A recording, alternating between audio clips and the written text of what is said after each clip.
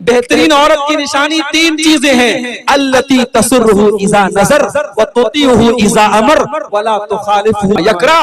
बेहतरीन औरत वो है शौहर देखे तो खुश हो।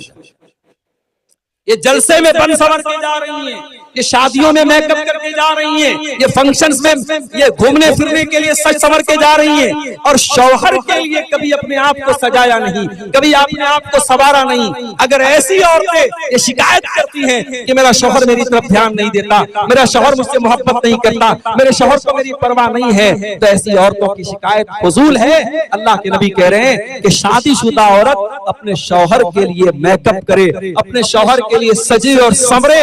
अल्लती तसुर्रुहु इज़ा नज़र, जब शौहर देखे तो खुश हो जाए। और दूसरी चीज क्या है? व तुतीउहु इज़ा अमर, जब शौहर कोई बात कहे तो बीवी बात माने, बीवी शौहर की फरमा बरदार हो। मेरी माए बहनें गौर से सुन लें, बाज औरतें ऐसी होती हैं हर जलसे में जाती हैं, हर तकरीर सुनती हैं, हर प्रोग्राम में जाती हैं, जुमा के खुतबे में जाती हैं, बड़ी नेक होती हैं, बड़ी दीनदार होती हैं, मगर शौहर की एक बात नहीं मानती, शौहर के साथ इज्जत से बात तक नहीं करती, शौहर को अपनी उंगली पर नचाने का काम करती हैं। ऐसी औरतें कान खोल करके सुन लें, एक शादीशुदा औरत जब तक अपने शौहर की बात न माने, उसकी इताअत न करे, उसको खुश न रखे, वो जन्नत में नहीं जा सकती है। अल्लाह के नबी ने फरमाया कि ये दूसरी निशानी है कि औरत अपने शौहर की बात माने। और तीसरी निशानी क्या है कि जब शौहर की के माल की और अपने इज्जत व आबरू की हिफाजत करे, कोई ऐसा काम न करे अपने बारे में तो शौहर को बुरा लगे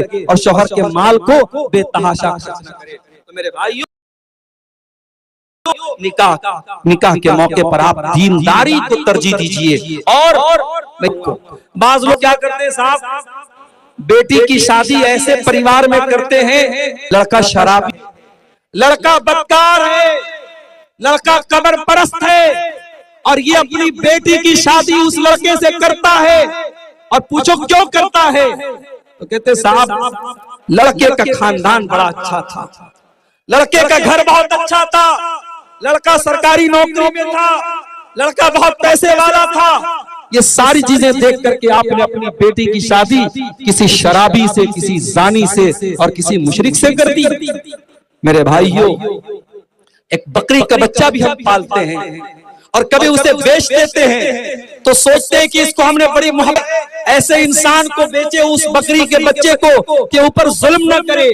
जानवर के ऊपर भी हम आते हैं, अपनी फूल जैसी बच्चियों को पालते हो, पोसते हो, उनके हर शौक और अरमान पूरे करते हो, और जब वो बेटी शादी के काबिल हो जाए तो किसी भी ऐरे गैरे नत्थु खैरे के हवाले कर देते हो, किसी शराबी के हवाले कर देते हो, किसी जानी के हवाले कर देते हो। माफ करना मेरे भाइयों, तुमसे अच्छे तो अरब के वो लोग थे जो अपनी बेटियों को पैदा होने के बाद जमीन में जिंदा गाड़ देते थे, आपने जवान होने के बाद अपनी बेटियों को जहन्नम में डाला है।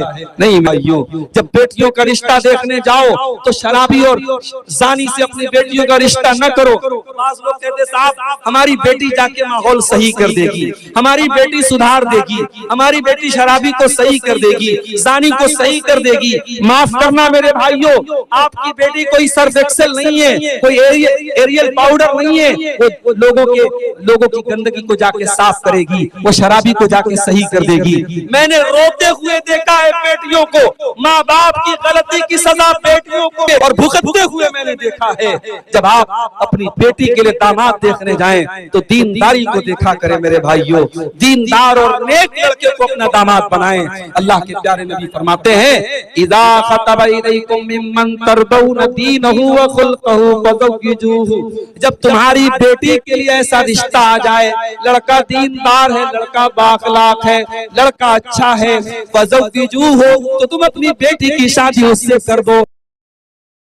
इल्ला तफालू, अगर तुम ऐसा नहीं करोगे, तकुन फितनतुन फिल अर्ज़ि, तो जमीन के अंदर फितना और फसाद फैल जाएगा, जमीन के अंदर बिगाड़ फैल जाएगा। और आज वो बिगाड़ फैल चुका है मेरे प्यारे साथियों। रिश्ते नाते में दीनदारी को तरजीह न देने की वजह से आज मामला बेहद खराब हो रहे हैं और निकाह को मुश्किल करने की वजह से ज़िना इतना आसान हो गया है कि होटलों के अंदर चंद रुपयों में आज ज़िनाकारी हो रही है और आज निकाह करने के लिए लाखों रुपए खर्च करने पड़ते हैं। हमारी नौजवान नस्ल ज़िनाकारी की तरफ जा रही है। और जब जिना की बात आई है तो ये भी कान खोल करके सुन लो, सिर्फ जिना हराम नहीं है, जिना तक लेके जाने वाले चोर दरवाजे भी हराम है। जिना तक लेके जाने वाले चोर दरवाजे भी हराम है। घर में अगर देवर भाभी के बीच में पर्दा नहीं है, घर में अगर जीजा साली के बीच में पर्दा नहीं है, घर में अगर चाचा के लड़के, मामा के लड़के, खाला के लड़के से आपकी लड़की पर्दा नहीं करती है तो ये भी आप अपने बच्चों को ज़िनाकारी की तरफ लेके जा रहे हैं। मेरे भाइयों, जिस तरीके से आप अपने मोहल्ले के और समाज के लड़कों से अपनी जवान बेटी को बचाते हैं, उसके खाला के लड़के, उसके मामू के लड़के, उसके चाचा के लड़के भी उसके लिए गैर महरम हैं और उनसे भी आपको बचाना है। आज अफसोस की बात है, मुसलमान के घर में महरम गैर महरम का कोई फर्क नहीं है। मोहल्ले के जवान लड़के आते हैं और आपकी बेटी उनसे कोई पर्दा नहीं करती, उनके साथ हंसी मजाक हो रहा है, बातचीत हो रही है। ये सारी चीजें घर को गंदगी की तरफ लेके जाती हैं, समाज को ज़िनाकारी की तरफ लेके जाती हैं। और यही नहीं, घरों के अंदर पहनावा कैसा है, आपकी बेटी कपड़ा कैसा पहनती है, आपकी बहन और आपकी बीवी कपड़ा कैसा पहनती है, ये भी बहुत मैटर करता है। आप नेपाल जैसे मुल्क में रहते हैं, आप अगर किसी बड़े शहर में रहते हैं और फैशन वाले कपड़े आपके घर में पहने जा रहे हैं, और वो कपड़े जिन कपड़ों के बारे में अल्लाह के नबी ने फरमाया वनिसाउन कासियातुन आरियातुन मुमीलातुन माइलातुन, ऐसी औरतें कि जो कपड़ा पहनने के बावजूद नंगी होंगी, जिनका कपड़ा उनके जिस्म को जाहिर करेगा, उनका जिस्म नजर आएगा, ऐसा कपड़ा पहनने वाली औरतें जहन्नम में जाएंगी।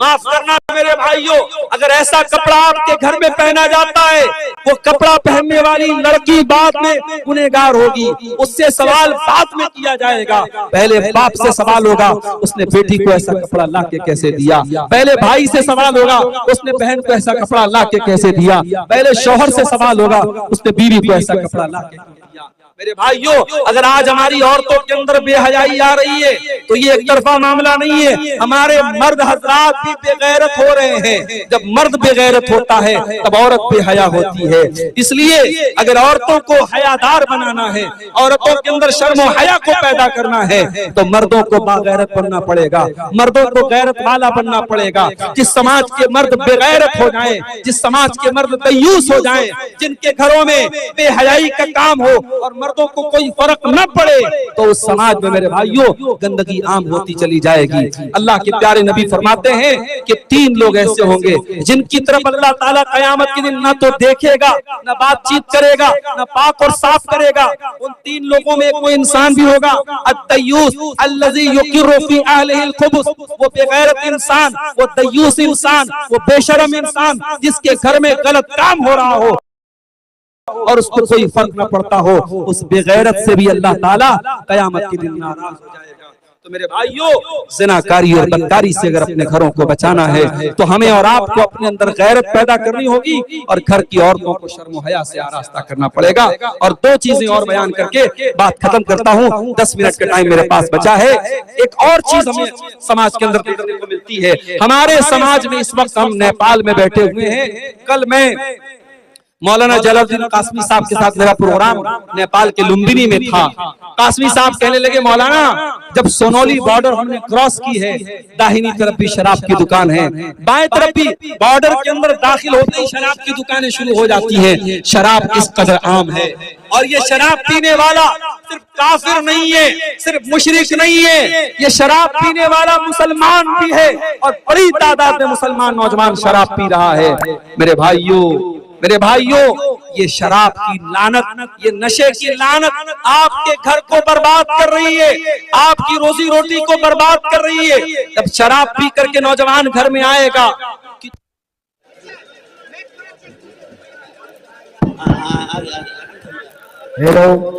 आप लोग इत्मीनान बनाए रखें और जहाँ जैसे वही बैठ जाए, बराए मेहरबानी। बस चंद मिनट आपके सामने शेख मोहतरम इंशाल्लाह बयान देंगे। शेख मोहतरम हजरात, लाइट कट जाने की वजह से थोड़ा सा बीच में डिस्टरबेंस हुआ। बहरहाल आप हजरात सुकून से बैठे, मैं अपनी बात को समेट करके बात खत्म करने जा रहा हूं। बात मैं कर रहा हूं शराब। आज हमारे नौजवानों को शराब की लत बर्बाद कर रही है। और शराब एक ऐसी चीज है कि हजरत उस्मान गनी रज़ी अल्लाह ताला अन्हु कहा करते थे, इन्नल खम्र उम्मुल खबाइस, ये तमाम बुराइयों की जड़ है शराब। एक इंसान जब शराब पी लेगा वो जिना भी कर सकता है, शराब पी करके इंसान कत्ल भी कर सकता है। शराब पी करके आज कितने रोड एक्सीडेंट हो रहे हैं, और आज हमारे नौजवान इस शराब की लानत में गिरफ्तार है।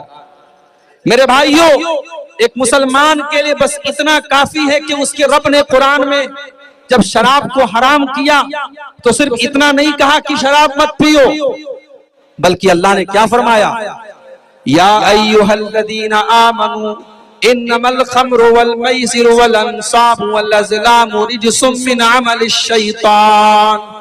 ऐ ईमान वालों, ये शराब और जुआ ये गंदे काम है, ये शैतान के काम है। फजतनिबूहु, तुम इनसे बचो, लअल्लकुम तुफ्लिहून, तभी तुम कामयाब हो सकते हो। इन्नमा युरीदु शैतानु अन युक़िया बैनकुमुल अदावता वल बग़दा फिल खम्रि वल मैसिर व यसुद्दकुम अन ज़िक्रिल्लाहि व अनिस सलाह। शैतान ये चाहता है तुम शराब पी करके और जुआ खेल करके एक दूसरे से लड़ाई करो, एक दूसरे के दुश्मन बन जाओ। और शैतान ये चाहता है तुम शराब के नशे में पड़ करके अल्लाह के जिक्र से और नमाज से दूर हो जाओ। जितनी देर इंसान नशे की हालत में रहेगा वो नमाज से दूर रहेगा, अल्लाह के जिक्र से दूर रहेगा। इसलिए मेरे नौजवान साथियों, शराब को तर्क कर दो, शराब को छोड़ दो, शराब से अपने आप को बचाओ, अपने घर और परिवार को बचाओ। ये ऐसी लत है जो आपके घरों को बर्बाद कर देगी। और अल्लाह के नबी क्या फरमाते हैं, सही मुस्लिम की रिवायत है कि जो इंसान शराब पिएगा, अल्लाह का वादा है, अल्लाह ने अपने जिम्मे वादा करके रखा है कि जो शराब पिएगा यस्क़ीहु मिन तीनतिल खबाल, अल्लाह ताला उसको जहन्नमियों का पीप और मवाद पिलाएगा, उसे जहन्नमियों का गंदा खून पिलाया जाएगा, उसे जहन्नमियों का पीप और मवाद पिलाया जाएगा। आज शराब की ये लानत भी, मैं अभी फ्लाइट से आ रहा था काठमांडू से जनकपुर के लिए, तो मेरे आसपास में दो चार बेवड़े जो है शराबी लग रहा है वो बैठे हुए थे, और शराब की जो गंध होती है, जो महक होती है, वो मुझे परेशान कर रही है। जो इंसान शराब की महक, जो शराब नहीं पीता है और जो शराब को हराम समझता है, उसे शराब की महक भी बर्दाश्त नहीं होती है। मेरे प्यारे साथियों, अपने ईमान को इतना मजबूत करो कि आपके घर में और आपके परिवार में ये लानत ना आए, और शराब की इस लानत से अपने आप और अपने घर वालों को बचाओ। जवानी का हिसाब अलग से देना। मेरे नौजवान साथियों, अपनी जवानी की कीमत को समझो, जवानी को बर्बाद मत करो, अपनी जवानी की कदर करो। ये जवानी दोबारा नहीं मिलेगी, इस जवानी में अल्लाह को राजी कर लो। मेरे भाई, जानते हो इंसान जब गर्मी से बेहाल होता है तो सबसे पहले वो तलाश करता है ऐसी जगह मिल जाए जहां उसे धूप न लगे, उसे गर्मी न लगे।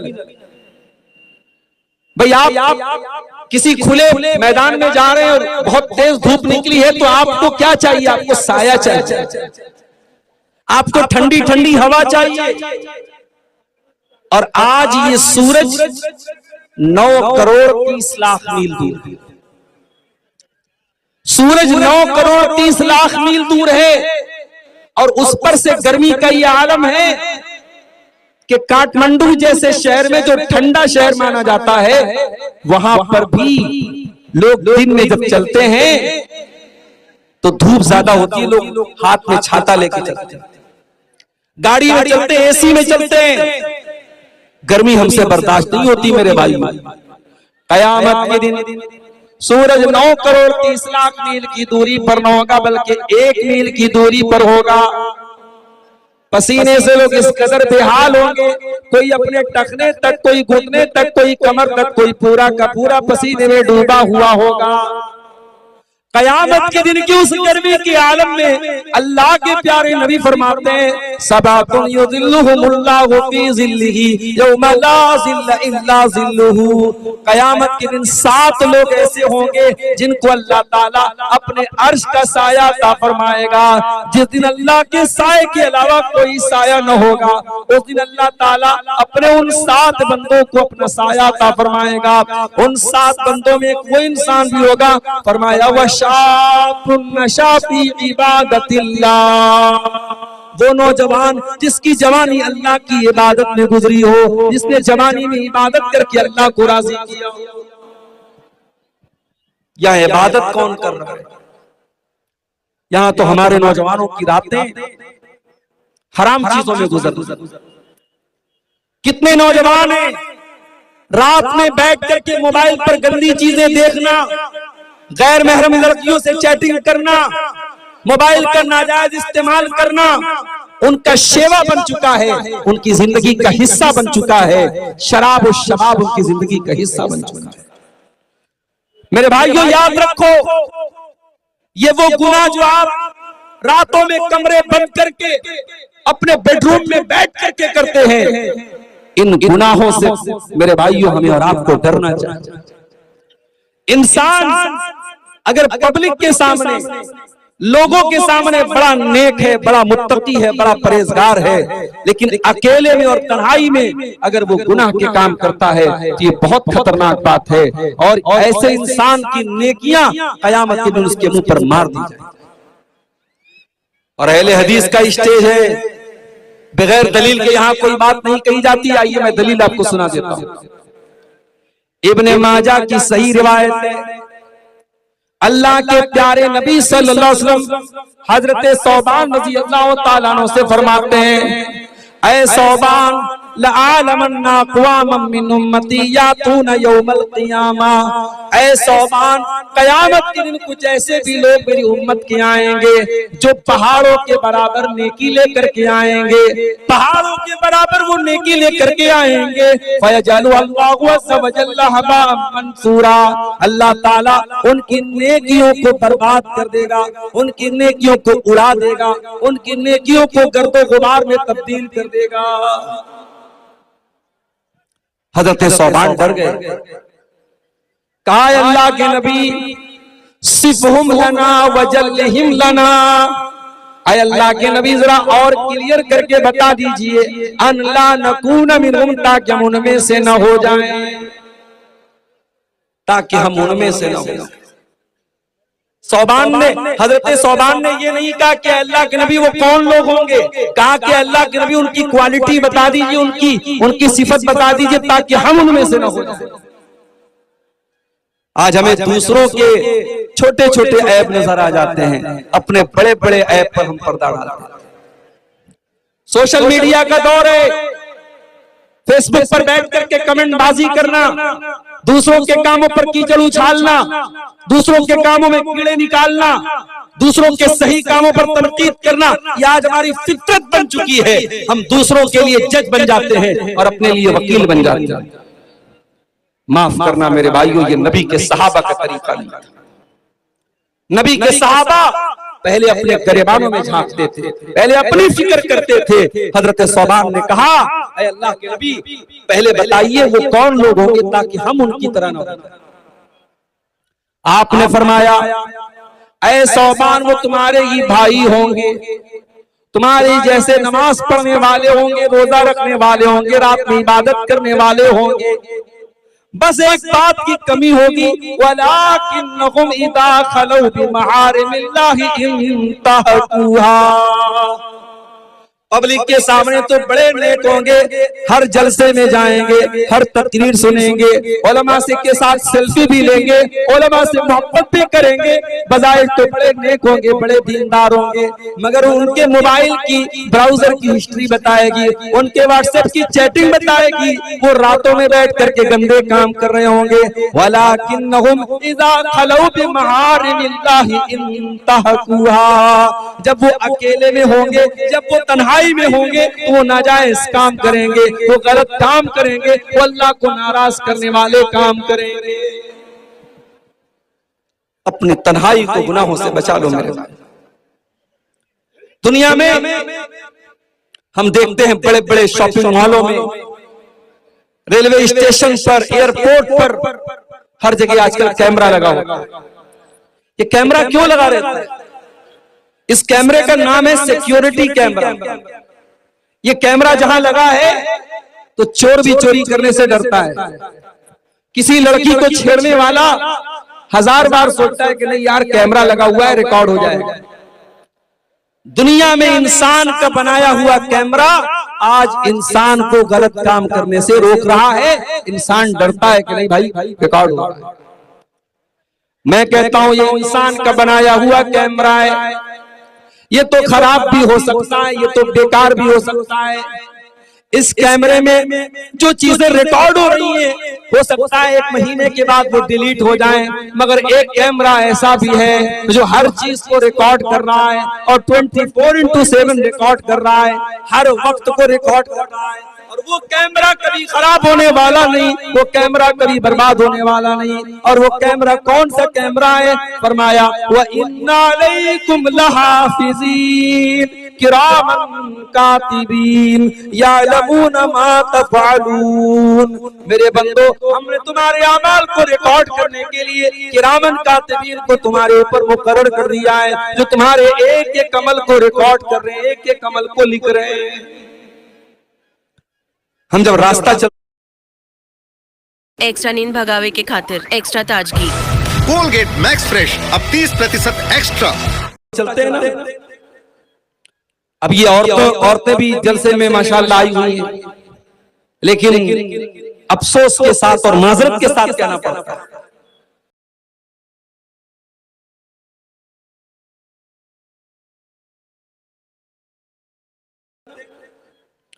अब ये औरतें भी जलसे में माशाल्लाह आई हुई हैं, लेकिन अफसोस के साथ और माजरत के साथ कहना पड़ता है कि हमारे यहाँ जलसे में भी मेले वाला माहौल।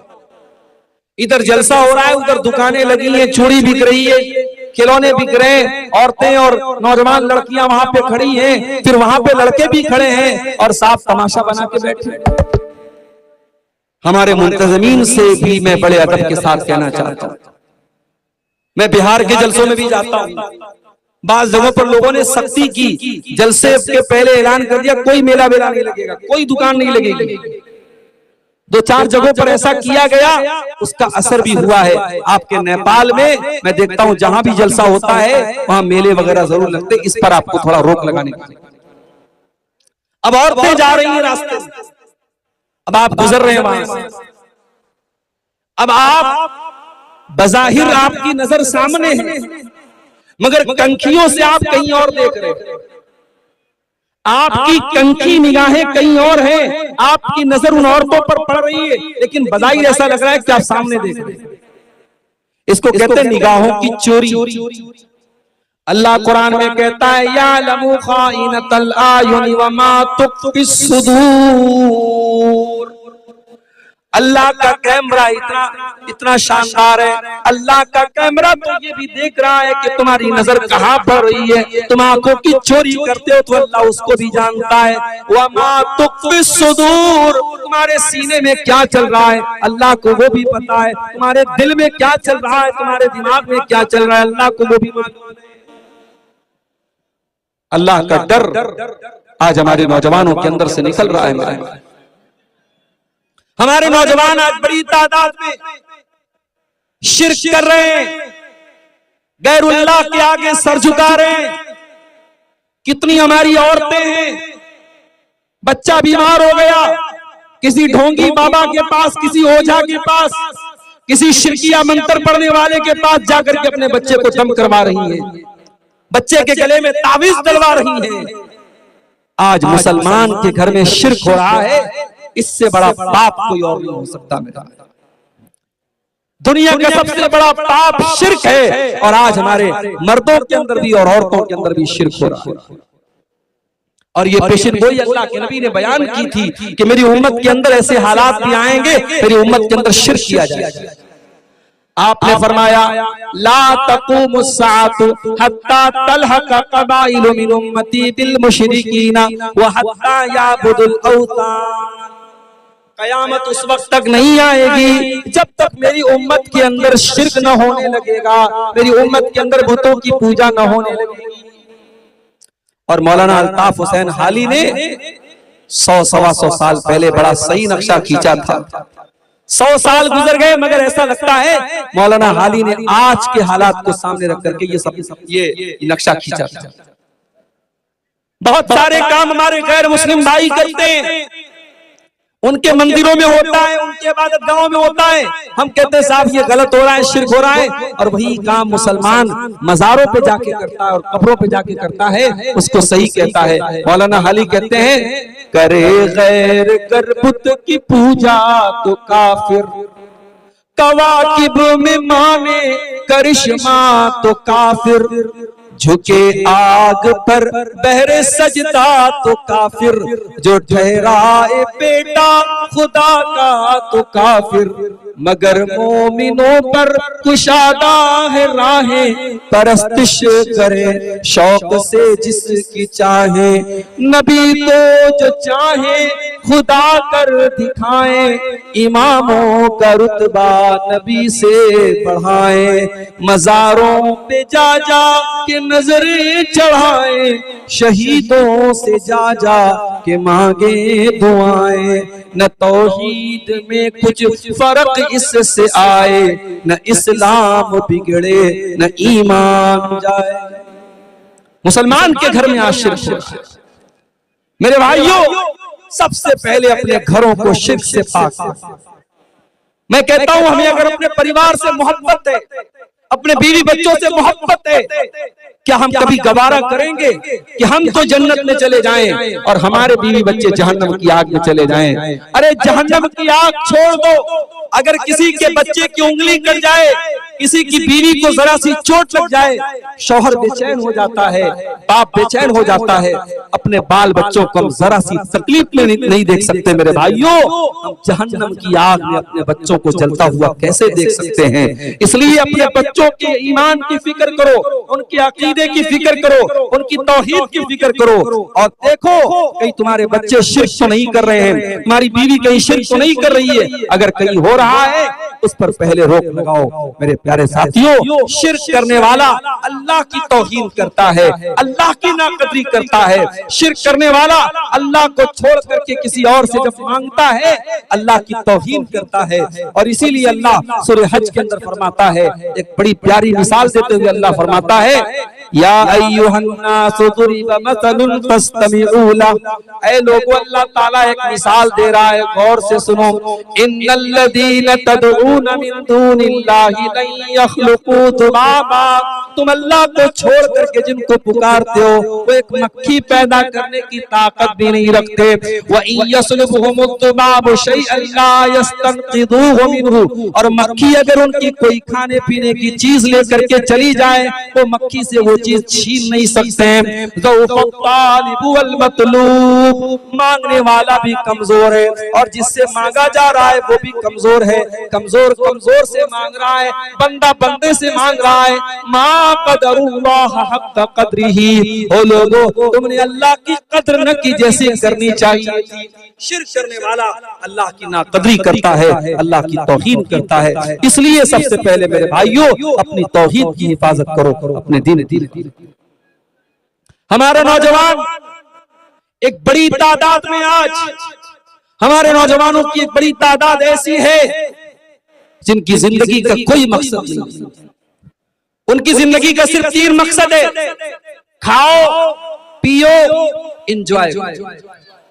खाना पीना और एंजॉय करना ये जिंदगी का मकसद बना के बैठे हैं। माफ करना मेरे भाई, खाना पीना और एंजॉय करना ये हमारी जिंदगी का मकसद नहीं है। अगर ये मकसद होता तो फिर हमारे और जानवरों के बीच में क्या फर्क है? जानवर भी अपनी शहवत पूरी करता है, जानवर भी खाता है पीता है और जानवर भी मौज मस्ती करता है। हम इंसान हैं और अल्लाह ने हमें और आपको क्यों पैदा किया?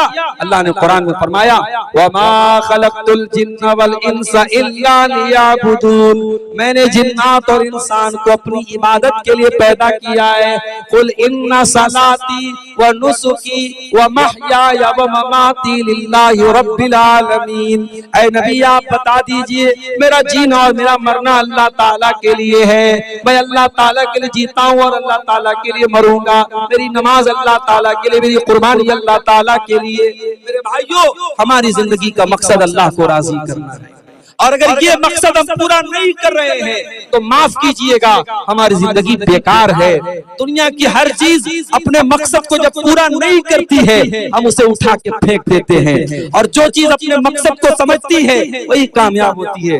कभी आप गौर कीजिए, आप मोबाइल इस्तेमाल करते हैं, मोबाइल पर आप फेसबुक चलाते हैं, मोबाइल पर व्हाट्सएप चलाते हैं, मोबाइल पर वीडियो देखते हैं, मोबाइल पर कैलकुलेटर भी है, मोबाइल पर गेम भी है, मोबाइल पर अला बला बहुत सारी चीजें हैं। मगर कभी आप गौर कीजिए, जब मोबाइल पर कॉल आती है, जब किसी का फोन आता है, वीडियो पीछे चला जाता है, फेसबुक पीछे चला जाता है, व्हाट्सएप पीछे चला जाता है, कॉल ऊपर आ जाती है, क्योंकि मोबाइल को भी पता है कि मेरा असल मकसद कॉल करना और एक दूसरे से बात करना है। मोबाइल पर कॉल ऊपर आ जाती है। मेरे भाइयों, क्या यह अफसोस की बात नहीं है कि एक मोबाइल को तो पता है कि मेरा मकसद है, मेरा मकसद क्या है, मेरी तख्लीक का मकसद क्या है, मुझे क्यों बनाया गया है। और इससे बढ़ के बदनसीबी क्या होगी कि इंसान को अपनी जिंदगी का मकसद न पता हो, और इंसान सिर्फ खाने, कमाने और एंजॉय करने और मौज मस्ती करने में अपनी जिंदगी गुजार दे। मेरे नौजवान साथियों, अपनी जिंदगी के मकसद को पहचानें और आगे बढ़िए। हमारे कुछ नौजवान ऐसे भी हैं जो दुनिया कमाने के चक्कर में इतने बिजी हो गए कि उनको आखिरत के लिए कोई टाइम नहीं मिलता। उनका कारोबार चल रहा है, उनकी दुकान चल रही है, उनकी जॉब चल रही है, 5 टाइम की अजान मस्जिद में हो रही है, मुअज्जिन बार बार कह रहा है हय्या अलस सलाह हय्या अलल फलाह। मुअज्जिन नमाज की तरफ बुला रहा है, मुअज्जिन कामयाबी की तरफ बुला रहा है। ये दुकान छोड़ के जाने को